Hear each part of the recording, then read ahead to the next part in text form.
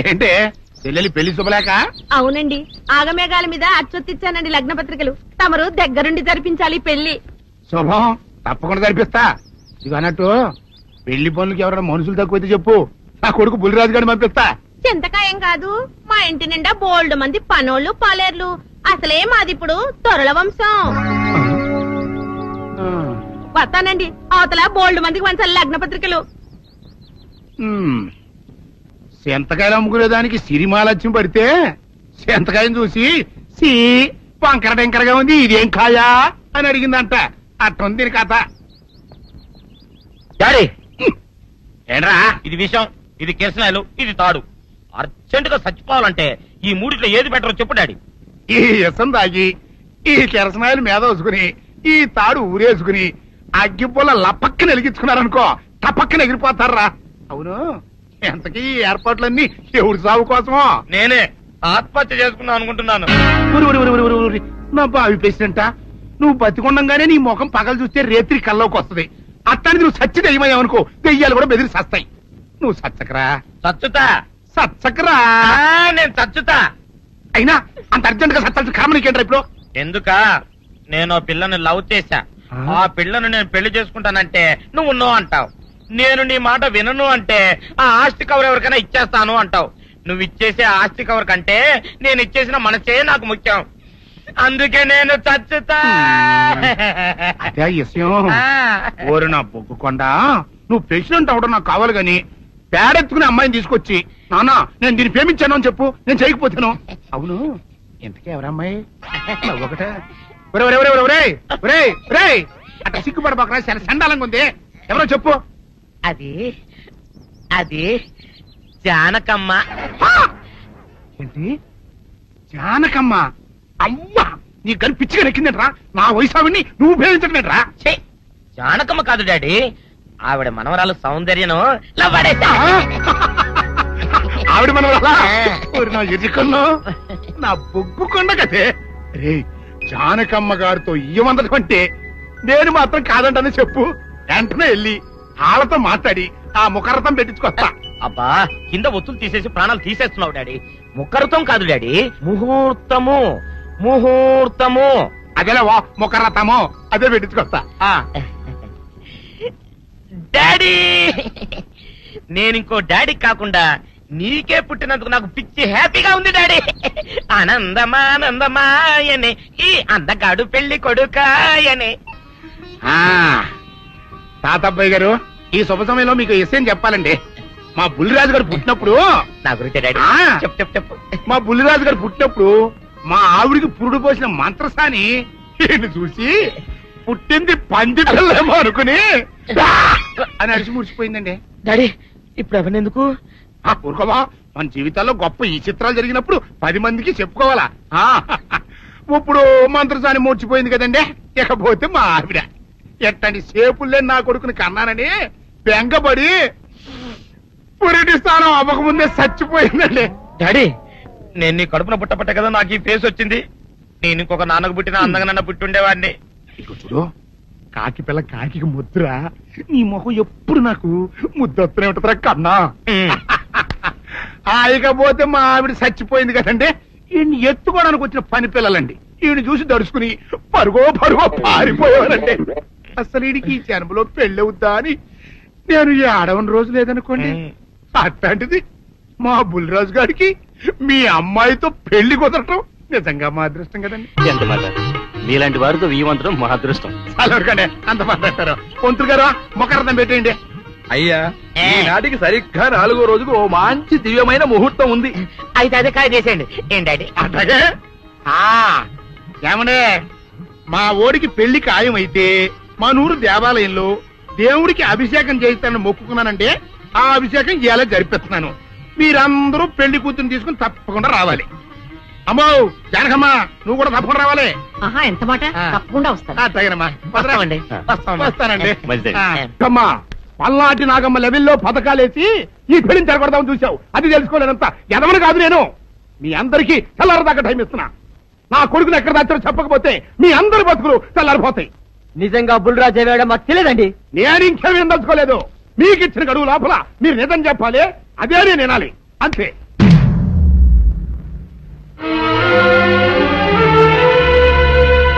ఏయ్! గడువు దాటిపోయిందిరా, మిమ్మల్ని అందరినీ చంపేస్తా, నిజం చెప్పండి. బాబు గారు బుల్రాజు గారిని ఎవరో చంపేసి చెరువులో పడేసి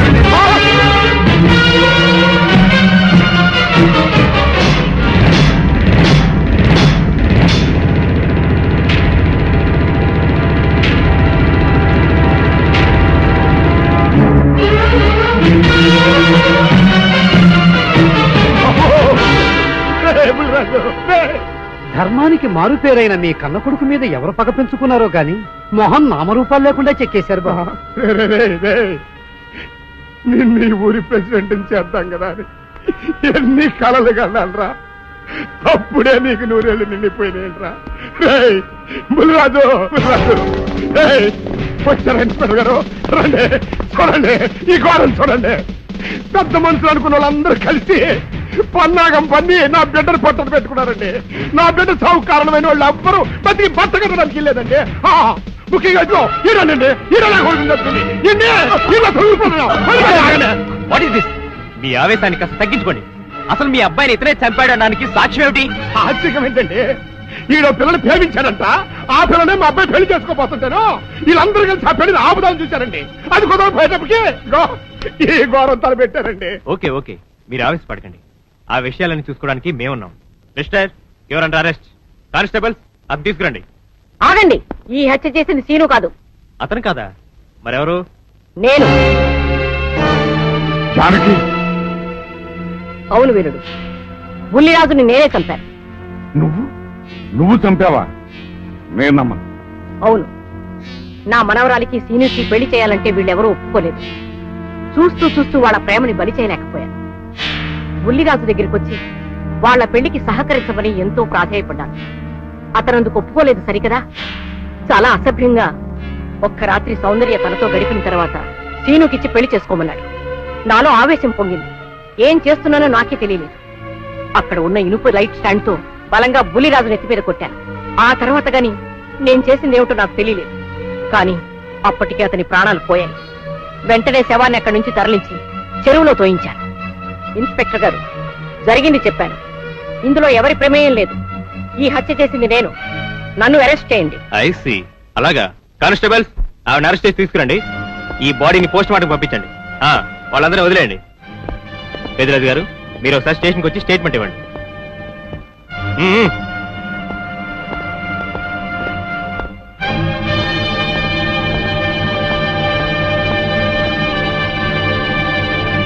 చెప్పు జానకి, ఏం చేయాలో చెప్పు. నా మెళ్ళో ఉరితాడు పడేలోగా నా మనవరాలి మెళ్ళో నీ మనవడు పసుపుతాడు కట్టాలి. అలాంటి మాట్లాడక జానకి, నేను భరించలేను. నీకేమీ కాదు, పట్నం వెళ్ళి మంచి లాయర్ని మాట్లాడతాను. ఎలాగైనా సరే నిన్ను బయటికి తీసుకొస్తాను. నువ్వు నన్ను కాపాడే ప్రయత్నం చేస్తే నీ మనవడు ఉరికంబం ఎక్కుతాడు. ఏమిటో అనేది? ఈ హత్య నేను చేయలేదు. మరి సౌందర్యని పెళ్లి చేసుకుంటే నిన్ను చంపేస్తానని బుల్లిరాజుని గుడిలో బెదిరించాడు కూడా సీను. ఈ పరిస్థితిలో సీనుని అరెస్ట్ చేస్తే సాక్ష్యాలన్నీ అతన్నే హంతకుడిగా నిరూపిస్తాయి. సీనుకి శిక్ష పడితే నా మనవరాలి గుండె పగిలిపోతుంది. అందుకే ఆ జంట దూరం కాకూడదని ఈ హత్య నేనే చేశానని నేరం నా మీద వేసుకున్నాను. జానకి, నా మనమని బతికించడం కోసం నువ్వు ఉరికమ్మ ఎక్కుతావా? లేదు వీరు, నీ మనవని బ్రతికించడం కోసమే కాదు, ప్రేమని బ్రతికించడం కోసం, ప్రేమికుల్ని కలపడం కోసం. జానకి, మనుషులు శాశ్వతం కాదు వీరు, ప్రేమ ఒక్కటే శాశ్వతం. మన ప్రాణాలిచ్చైనా ప్రేమని బ్రతికించాలి, వాడిని దంపతులను చెయ్యాలి. అదే నా కోరిక. చేస్తావు కదూ?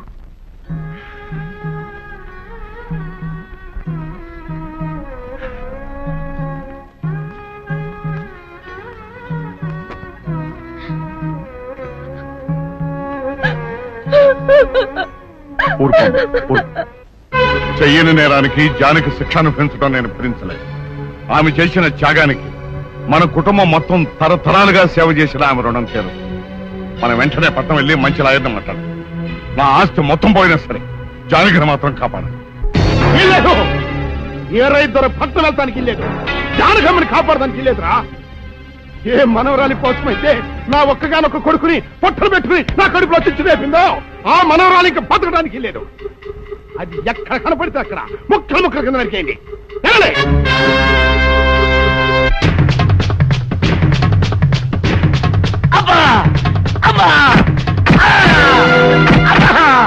అభం శుభం తెలియని నా చెల్లిని పెళ్లి చేసుకుంటాను నమ్మించి మోసం చేస్తావా? నువ్వు వేరే పెళ్లి చేసుకుంటావు తెలిసి కూడా నీకు ఏ అపకారం తలపెట్టకుండా తన ఆత్మహత్య చేసుకోబోయిందిరా నా చెల్లెలు. అలాంటి మంచి పిల్లకి ద్రోహం చేయడాన్ని మనసల వచ్చిందిరా.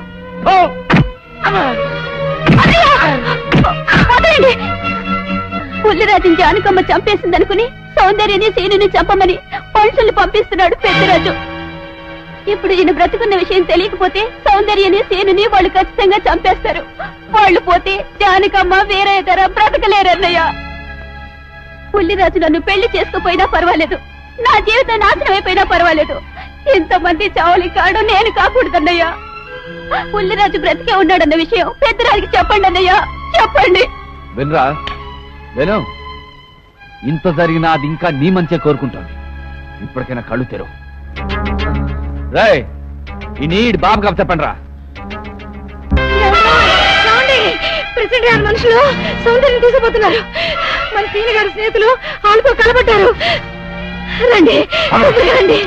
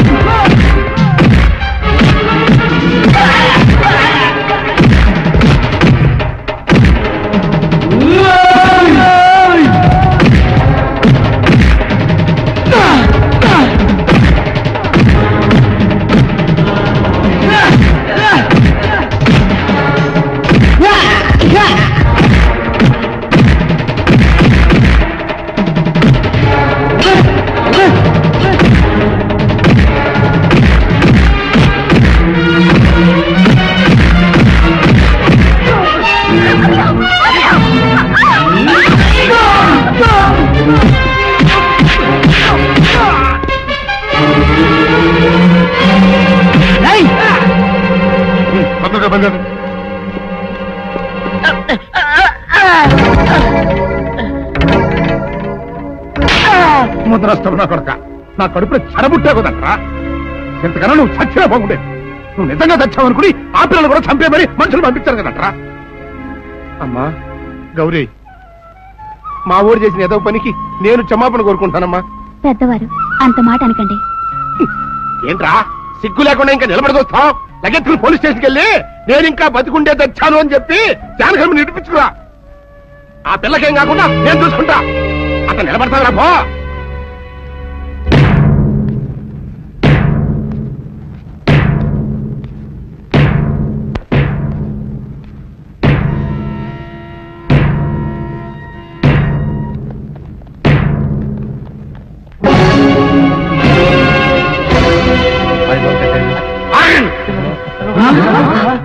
అడుగు ముందుకు వేశారో తలకాయలు పుచ్చకాయలా ఎగిరిపోతాయి. బాబు మీరు ఇక్కడే ఉన్నాడు, వాళ్ళ అంతు చూస్తాను. ఒరే పెద్దిరాజు, నీ బలగాన్ని వెంటేసుకొస్తే నేను బెదిరిపోయి నా మనవన్నే మనవరాలు నీకు అప్పగిస్తాననుకున్నావురా?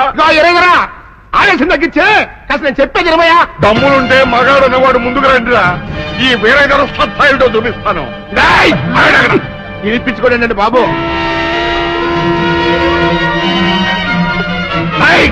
నాలికలు పడేస్తా, తలకాయలు ఎగిరిపోతాయి.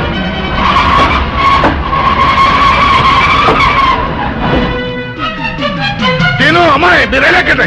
ఎక్కడ మీరు వీళ్ళ సంగతి ఏం చూస్తాను? తాతయ్య మరి నువ్వు ఎక్కడే? తాతయ్య ఏయ్ పెద్దరాజు, ఎగిరిపోతుంది. ఏయ్ ఎక్కడెక్కడ వస్తున్నారు? మన మార్గాన్ని బయటించడం.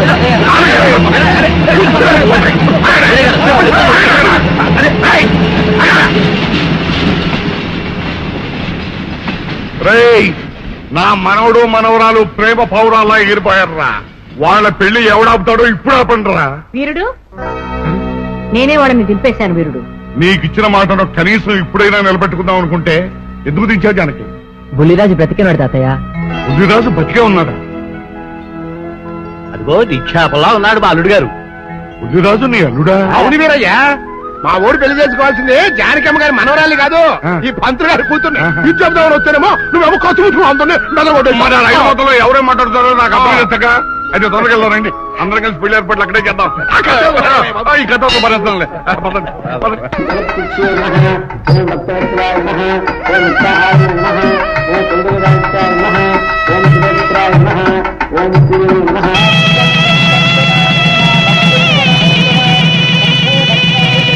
అంతా బాగానే ఉంది కనత్తయ్య. నాకు అంతు పట్టని విషయం ఒకటే, ఇంతకీ నువ్వు చంపింది ఎవరిని?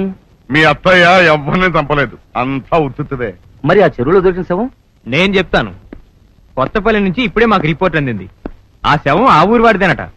పెళ్లి కొడుకు తరపు వాళ్ళకి పెళ్లి కూతురు తరపు వాళ్ళకి జరిగిన ఘర్షణలో అతను చంపేసి ఆ శవాన్ని మీ ఊరు చెరువులో పారేశారట.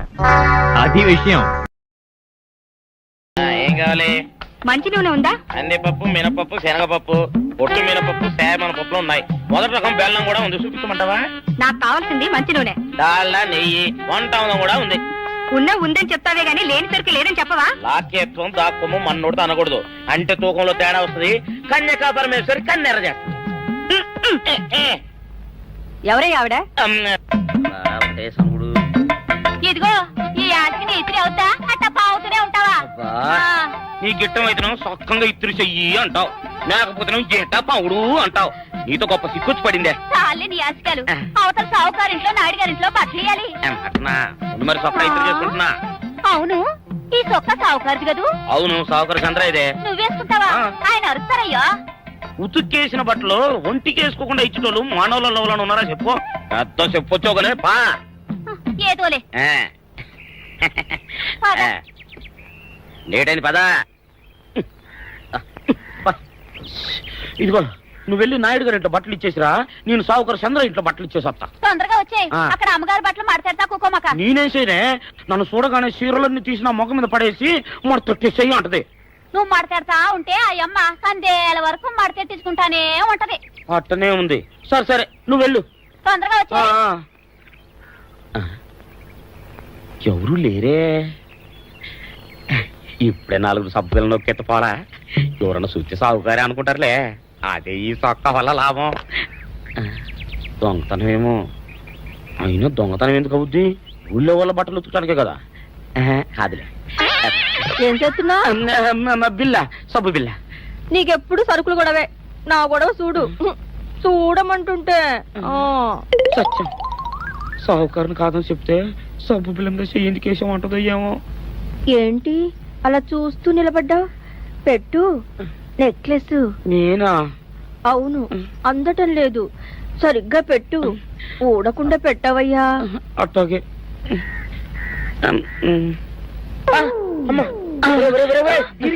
ఏంట్రా నువ్వు చేస్తున్న పని? ఏంట్రా నువ్వు చేస్తున్నది? అమ్మగారు పొక్కెం పెట్టమని అడిగితేను. ఇక్కడున్నావేటి? ఇడు ఈరయ్యా. అయ్యో. అవునే, నేను అనుకుని ఇయ్యాలని నక్లెస్ కొక్కెం పెట్టమన్నావు, రేపు జాకెట్ హుక్కు పెట్టమంటావు, ఎల్లుండి లంగబందు బిగించమంటావు. ఏరా, నా గుడ్డలు వేసుకోదాన్ని నీకు ఎన్నిసార్లు చెప్పాను రా? ఎలక సచ్చిన వాసన వచ్చి నీ గుడ్డలు ఎత్తడానికి నేను పనికొత్తాను గానీ వేసుకోవడానికి పనికిరానా? వేసుకుని నా ఇంటికి రావడం దేనికి? అమ్మాది ఆవేశపడలేదు కాబట్టి సరిపోయింది, లేకపోతే నా కుమ్మ కొన్నేరై ఉండేది. చాలేవయ్యా, నీకు ఆడికి ఆ మాత్రం తేడా తెలీదా? ఈరయ్య కుక్కం పెడుతుంటే అతని ఏలు ఇస్త్రీ పెట్టేలా ఏడుగా తగిలింది. అదే నీ ఏలైతే పెసరబద్దలా చల్లగా ఉంటుంది. అంచేత ఏ ప్రమాదం జరగదులే.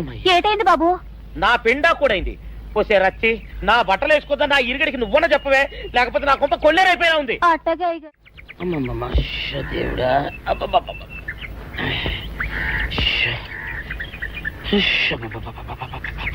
వచ్చావా?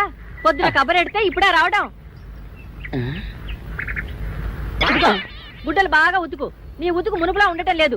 గుడ్డ తిరిగిపోతుందే గాని మెరుపు రావటం లేదు.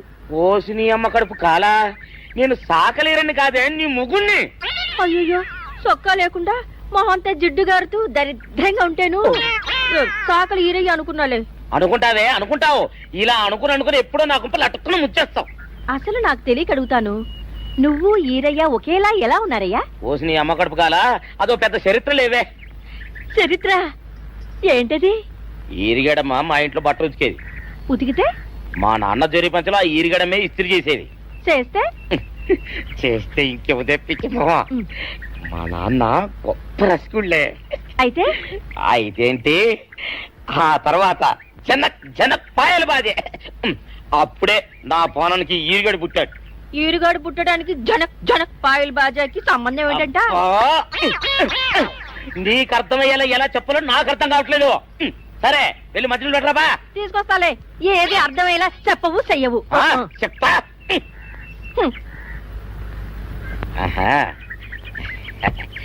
అమ్మగారు గుడ్డలు ముందే బయటపడేసరే.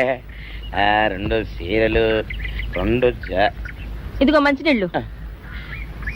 అయ్యో, ఏమిటి తాయిత కట్టావు? అయ్యో, ఏమైందయ్యా? ఏమైంది? ఓసిని అమ్మగారు చాలా ఎవరితోనే నువ్వు మాట్లాడుతున్నావు? అయ్యో, నువ్వు అక్కడున్నావా? నువ్వు ఈరయ్యవా?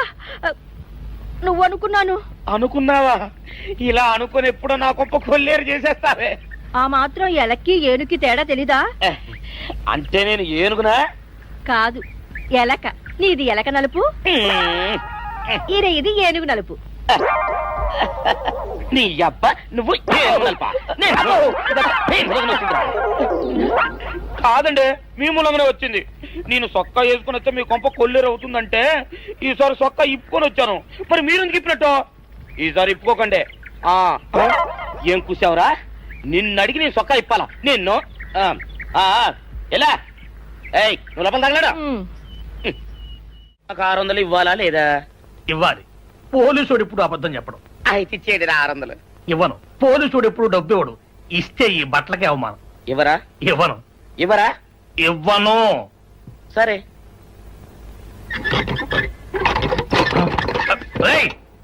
షౌకర్ తలుపుది. ఒరే, నేను బయటకు వస్తే గొల్లైపోతావు. తలుపుదియా? తలుపు తీయమంటుంటే ఒరే కక్కుర్తి వెదవా, తలుపుదిరా. ఎట్రా ఇందాక లోపల ఏమన్నావు?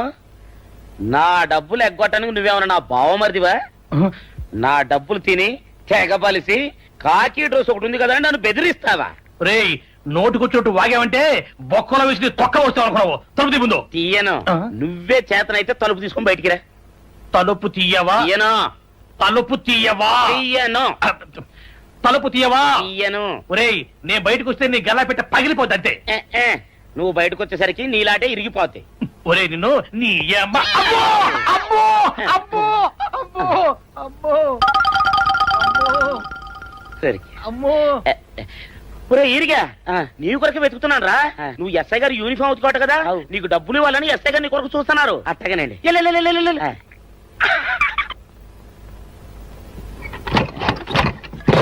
అయ్యగారు, పందిరా కొడక, డబ్బులు కావాలా? డబ్బులు కావాలా? నా నాటి ఇరిగిద్దా? నీ గల్లా పెట్ట పగిలిద్దా? నా నాటి ఇరిగిద్దా? నీ గల్లా పెట్ట. అమ్మా, అసలు నిన్ను సావుకారు అనుకోవడం ఏంటి? ఆ పోలీస్ అయి నిన్ను కొట్టడం ఏంటి? నాకేం అర్థం కావట్లేదయ్యా. ఏమో లేవే, అంత నా తలరాత. ఆ సావుకారు నువ్వు జత పంచెల్లాగుంటారు ఏంటి ఈ చిత్రం? చెప్తే బాగుండదు లేవే, అసహ్యంగా ఉంటది. అబ్బా చెప్పవయ్యా, ఆ రహస్యం ఏదో నా గుండెలో దాచుకుంటాగా. మరేం లేదే, చాలా కాలం మా అయ్య ఆ సౌకర్యం బట్టలు ఉతికేవాడు. అయితే ఇక చంద్రయ్య తల్లి సాగురేవు బాన్లాగా నిండుగా ఉండేదే. ఉంటే ఆవిడ గారికి మా ఎత్తులంటే ప్యానం. అయితే ఎందుకంటే ఎర్రి మొక్కవ. ఆ తర్వాత ఒకటే ఆనంద భైరవి. అప్పుడే ఈ చంద్రయ్య గారు పుట్టాడు. అట్లాగా? అందుకే మేమిద్దరం షాపు నుంచి తీసిన తాత పంచల్లా ఉంటాం.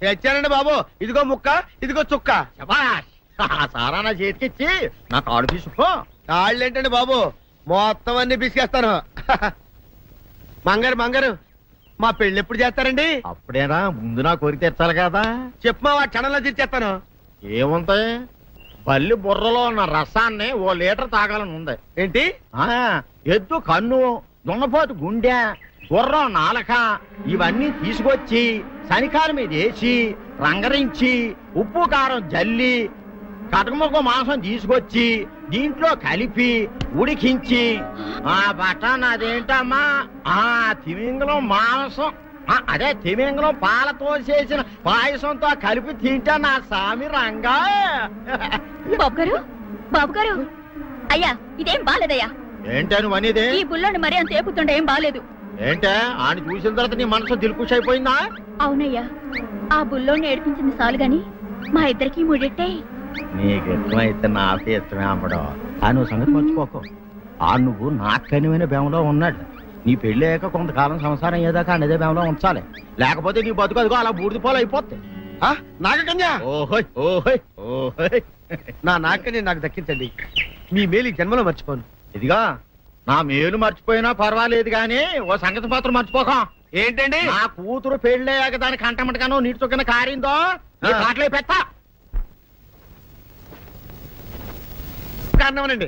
శబాష్ శబాష్, అయితే నీ షాదీ రేపారా? నాగకన్యా, ఎవరో తలుపులు కొడుతున్నారు. ఒకవేళ దొంగలు కాదు కదా.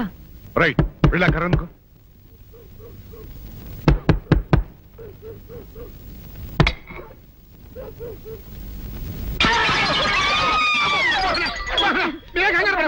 ఇది మా అబ్బాయి బుల్ రాజు, చనిపోయింది రాజుని. మరి ఏమిటి ఇలా వచ్చారు?